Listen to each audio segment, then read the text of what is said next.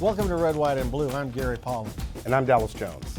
This week on Red, White, and Blue, gun violence in America. It's been in the news over the last couple of months. One mass shooting after another. We have two terrific guests who are going to go over that topic with us and talk about possible solutions or ideas. First, Derek Cohen, Director of Right on Crime, Center for Effective Justice with the Texas Public Policy Foundation. Thanks, Derek. And Dr. Robert Mohammed, a third-time guest. We're always a pleasure having you, Dr. Mohammed, founder and CEO of Action CDC. Welcome to both of you. Thank you. Welcome. So let's dive right into it. Obviously, you know, it's been here in Texas alone, two shootings a month apart, one in Odessa, one in El Paso. And yet, in between both of those shootings, there has been no action to help to curtail what has become almost the new norm for us in this country. My question would be, what is it that you all believe from your perspectives needs to happen to help to curtail gun violence in our country? Well, first and foremost, I think one of the opportunities for reform is with our local mental health system. You know, in most counties we look at our LMHAs as the backstop, you know, for the big three diagnoses, and oftentimes this comes at the cost of having any sort of proactive or preventative treatment capabilities.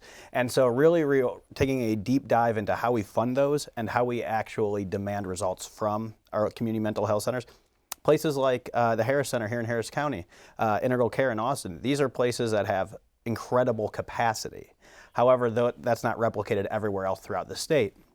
And that means that some of the money that we have going to those places are going just for those big three backstops. And so that's one of the things that we have to do. Another thing we have to do is actually look at how we address violent crime where it happens. And this not necessarily just revolves around mass shootings. This has to do with the way we respond to crime, transnational crimes, inner city crimes,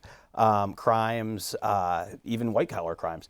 We really need to look at what works best in reducing recidivism and what actually has a deterrent value. One of the things that we could do is basically focus deterrence policing, where we actually cooperate with federal law enforcement and make sure that the people who are the ones who are actually contributing to violence in these communities are the ones who are targeted, not some of the lower level quality of life offenses. So we're actually looking at the people who have the guns, not the people who are jaywalking and doing other minor offenses. And that really, really can curb the violence.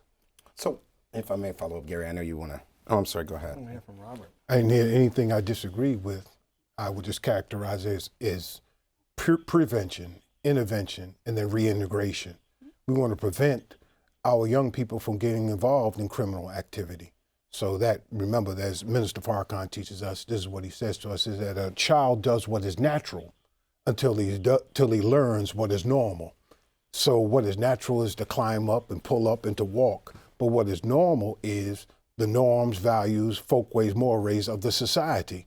So we have a society that is a culture, unfortunately, that's built on violence. Everything from the founding of this country, this state, how the West was run, et cetera, and so forth. And it plays itself out in video games and in movies and in television and in our popular culture. You know, the answer that you typically hear when we have another one of these mass shootings is we need to license guns, we need to ban guns, we need to ban assault rifles. All the answers, which in the end of the day, at least my take is, affects law-abiding citizens like you, who have a concealed carry permit, Dallas. You're a law-abiding citizen. Nobody worries about you having a gun. It's not a problem. But the guns still end up with the people that shouldn't have them. So, Robert, what do we do? Well, first and foremost, you have to understand why the Second Amendment was put in the Bill of Rights. It was two purposes. One, to have a well-regulated militia, and the other one was because there were three things that they were concerned about. They were concerned about an additional invasion from Britain. They were concerned about insurrection and rebellion, particularly in the southern states were afraid of slave rebellions. And the third thing is that the formation of this new federal government, this central government, the people were afraid of tyranny of this federal government. So the people have the right to bear arms. In our case, in our mosque, in our faith tradition, we don't carry so much as a penknife. But I'm not interested in taking away guns. What I'm interested in is changing human behavior.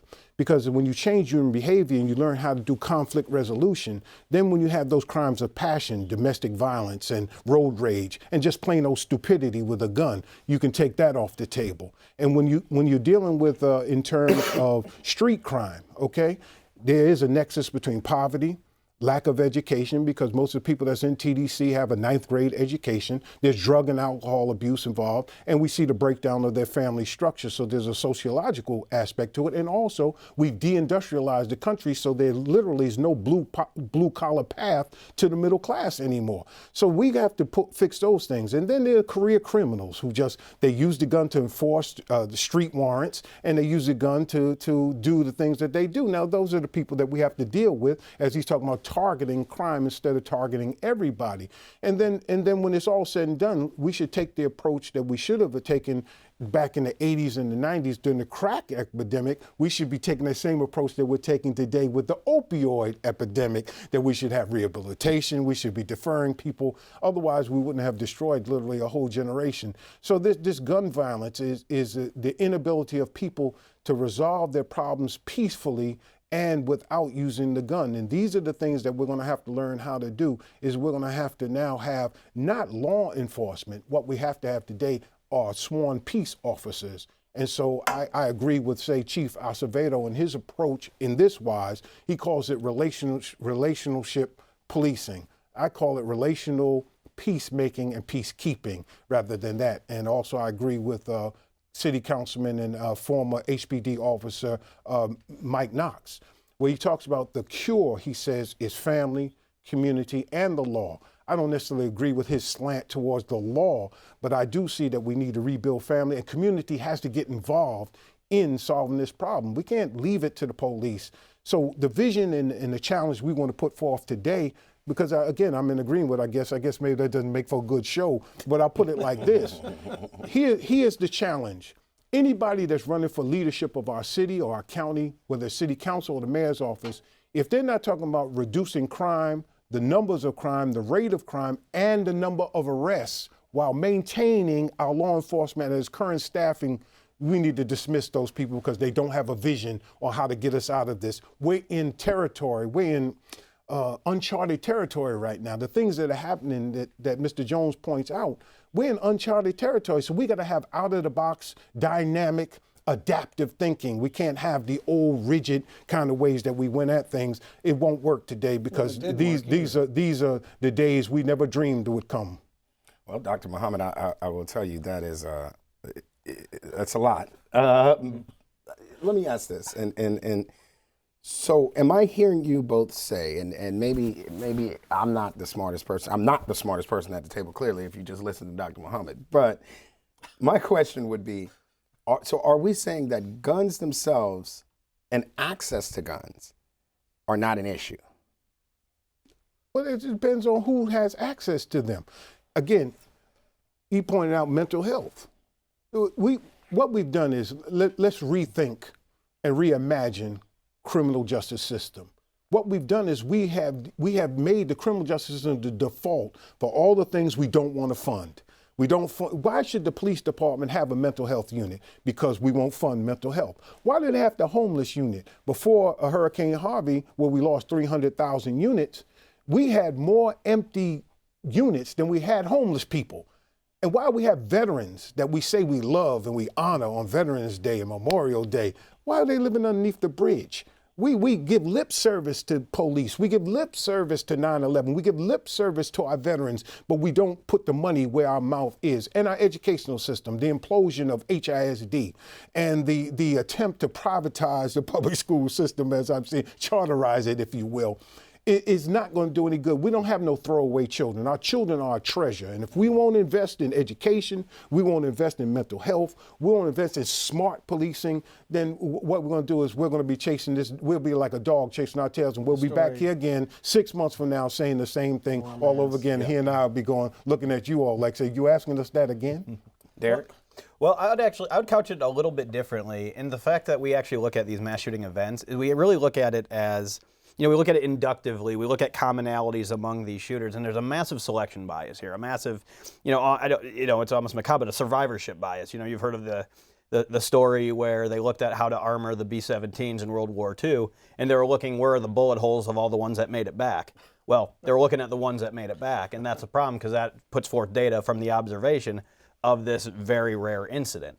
And so we see issues of, it's been suggested that this individual had tried a background check before and had failed. I had not seen anything in his criminal history that would have indicated why. There's also incidents of, acute mental illness. There's obviously folks on the left and the right of extreme ideology who've engaged in this. But these individual factors are so radically variant amongst the entire population. We really can't dive down and say, here is a marker for this person will be a shooter. For example, every individual who does this is that person who snapped or that person who has descended into that darkness. There are a lot of people who share a lot of those commonalities who will never, who would never hurt a fly. And that's the commonality that they don't share is obviously that they wouldn't shoot up at innocent people. So it's really hard to actually diagnose preventatively how this would happen. You're never going to get rid of all this. One thing we can do, though, is we can start looking at these commonalities and start addressing them in aggregate. And like I said, that's where I think we have a lot of agreement that if we kind of change the way the mental health system is oriented, and like I said, I would recommend starting that first with the community mental health centers. We start changing the way they're oriented to more of a screening and preventative approach, still providing that backstop of service, but not having that be the end-all, be-all, and completely funded upon public dollars, because that gets out of the innovation, it gets away from the agility in being able to address some of these other issues that pop up. Interesting. Well, I was researching to do the show, and I found a university did a study on predictable mass shooters. So here are what they said. Extensive history of mental health issues, which you all have mentioned is a big deal and been neglected. Disturbing behavior or interpersonal violence. Intimate partner conflict. We know that's obviously a big indicator, and you both talked about that. History, criminal history, serious violent criminal history. In urban areas, a small number of recidivist offenders are responsible for the majority of gun violence, not the mass shooters, but gun violence. But the other thing I've noticed, and I represent juveniles as part of my law practice, and I represent lots of young people, serious crimes. The thing that is disturbing that I note is, and a lot of these kids really seem like nice kids, not always come from the best families, that's not their fault. Don't always get the best education, things you talked about. Again, not necessarily their fault, but there's a celebration of violence. I mean, these kids go on and take pictures with holding guns, photos for their phones, holding the guns. I mean, looks like little machine guns, Mac 10s, holding money. I mean, the celebration of all the kind of stuff that is disturbing. So is it the problem now in our society is that we celebrate violence, we celebrate money, and we don't celebrate sober thinking, being a good student, making good grades, being a responsible young person. Is that what's going on, or just for some? That's what we do. That's our culture. The rockets' red glare, the bombs bursting in air. That our culture. This country broke away from England by violence. Okay, the state of Texas. They did not. At the Battle of San Jacinto, the cry was not let us preach the gospel. It was remember the Alamo. Right. And so how was the West won? The West wasn't won with the Bible or the Quran. The West was won with a Colt 45 and a Remington. We established violence by moving the Native Americans into the Oklahoma. We kidnapped, this is the 400th year, they say, of the enslavement of Africans brought here to America. That was done with violence. We've maintained second-class citizenship with violence. Mm-hmm. We tried to bust up, we just went through Labor Day, we tried to bust up unions with violence. And so how do we solve our problem? Even our fantasy superheroes, they don't go and they say, well, let's be peaceful. No, I got these superpowers. I'm going to knock you out of this galaxy. That's how we're going to do it. So the bottom line is that we've got a culture of violence. So let us stop with the jingoism, the left, right. It's not about left, right. It's about forward. How do we move forward? And again, I'm saying it's not even out of the box thinking. What we have to deal with is that there is no box. We're somewhere we haven't been before. A country of 300 million people, many of which we're all mixed, and we've got to deal with not only the mental illness, we have to deal with the anxiety of a growing white minority.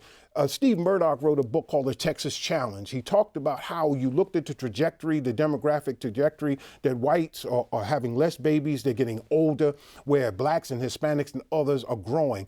If we don't make Actually, that's not right. Yeah, if you look at the population totals, black population in Texas, as a percentage is down. White population is down. Hispanic is up. Asian well, no, up. well, actually, But you know what I was going to say. What you're missing, I think, there is no majority anymore in Texas. We're a multiracial society. That's the point. People got to get used to that. That's the new reality. Yeah, but the They're not point is that you're saying people have to get used to it, but we've created an environment of the other, that someone's taking something away from me, and all the time it's a third party that's playing us off one against another. It's not affirmative action. It's not all of these things. A distraction. It's not that. It's all of that is a distraction while people are still. And again, your heart is where your treasure is. Look at the budget. If the problem is not at the bottom, the problem's at the top.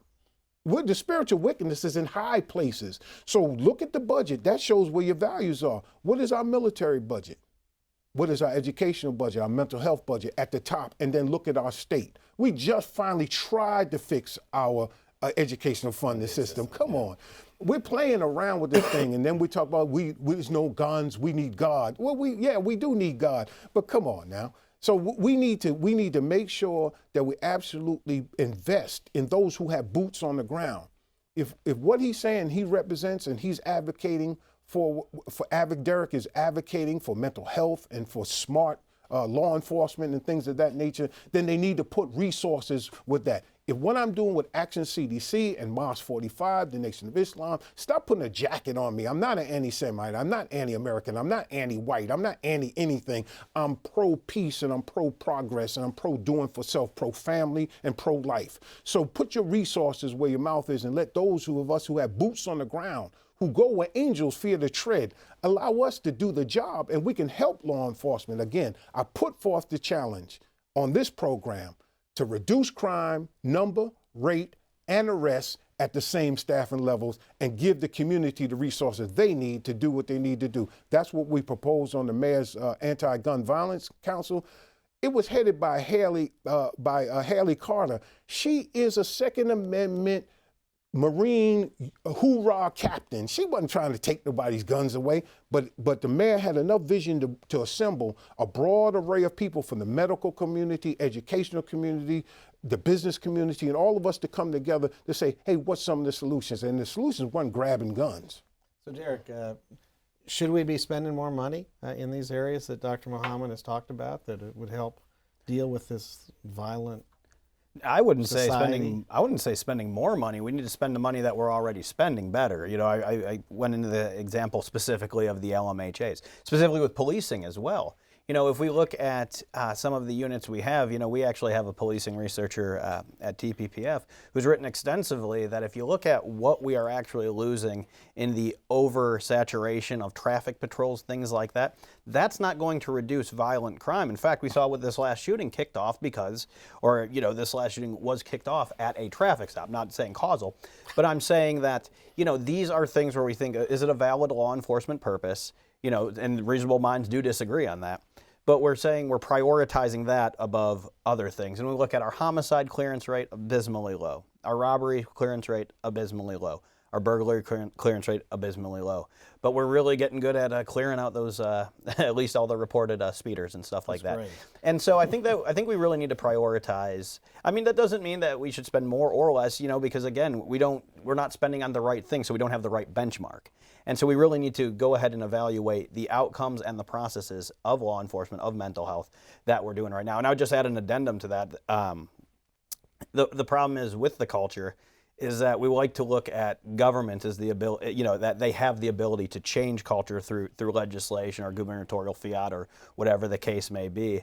And you know, like the Bible says, put your faith not in princes, because we basically find when the rubber hits the road that, you know, it happens to be just a talking point. Well, let me say this. So, again, I'm sitting here, I'm listening, and we're talking about gun violence. Some stats. 36,383 Americans die from gun violence each year. Gun suicides are 61% of that, 22,000 deaths. Gun homicides are 35% of that, 12,830 deaths. Law enforcement shootings, 1% of that, 500. Unintentional shootings, 500. Undetermined, about 295. Now, there are societies that I've visited where they're gunless. None of these stats exist. And the reason they don't exist is because their citizens don't have access to guns. You look at England, I'll be there in a couple of weeks. Their cops don't carry guns, right? Mm-hmm. So, respectively, right? So there are units that do, but for the most part, they don't. And everyone that commits a shooting is not predisposed to mental illness, right? So they maybe at the time they lost it, but prior to would have been given a perfectly fine mental bill of health. So I can hear all of these things and I appreciate them and I agree with them, right?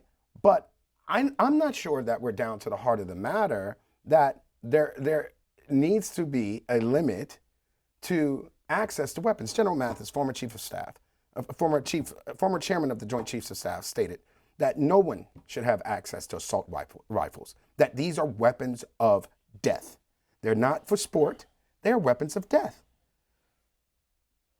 How do we get there? How do we get there to where we don't have to worry about someone walking in and shooting up a school with a high caliber gun because they don't have access to it? How do we get, I want to know how we get to that place. We don't have to worry about somebody who's suffering from depression and anxiety shooting themselves in the head because they don't have access to it. How do we get to that place? We don't. Well, you get to it. And that's unfortunate. Well, you get to it in this wise. First and foremost, again, you got to go back and you got to look at the very reason why we have an armed population. Fear. It's rooted in fear. And so when you look at it right now, unfortunately, we have the best legislature, the best Congress that money can buy. Right. We become the slave of the corporatocracy. You know, I didn't know how much I missed baseball until I went to the Astro game to watch Verlander the other day. But when I looked around Minute Maid Field, I seen the corporatocracy. Fields used to be named after people. They're named after corporations now. So no sooner than the cry goes out for a special session, call a special session, the lobbyists were on the phone to the lieutenant governor and the speaker of the House saying, yeah, we'll be there if you do have that. We are slaves of a corporatocracy, my friend. And as long as guns make profit and as long as guns that, and I'm not anti so-called capitalists. I'm not no socialist. I don't deal with left, right. I deal with forward and what's right.